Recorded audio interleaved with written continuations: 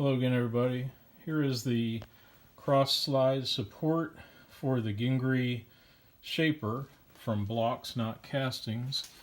And as you can see, I've got it about halfway machined. I've finished everything that needs to be done as far as milling on this surface. This was the original height, and I just finished milling away on either side 5/8 of an inch, which was a lot.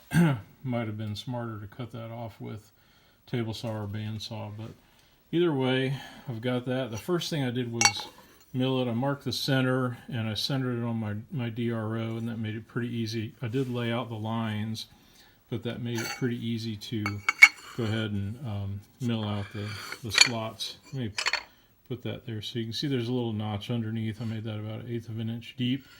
And the two pads that the steel rides on, here's the gib. I couldn't find any 1/4 inch by 1/8 inch gib key stock in any of the local suppliers, and we got some good stores around here, but anyway, I'm going to use 1/4 inch. So I made the pad a little bit wider, if you noticed there, that rides on. But I milled it, and I measured it with my micrometers, and I tested it several times and while I was milling it, and got it really close. And I had these pieces cut, although I don't have, this will be the plate that goes on the front of the column front, and that'll be the gib. And even though I haven't made that part yet, I went ahead and cut these so that I'd have them to test fit. Excuse me. So that's the test fit. It feels real nice. There's no shake in there. That's one benefit of milling the slot. You get to mill it to the exact specification that you want.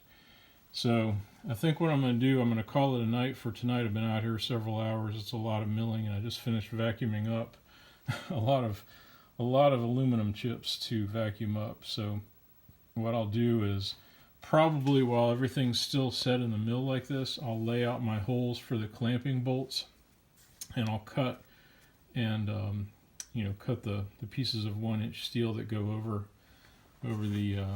that, and drill and tap those holes, and then I can drill and tap for the gib screws on this side.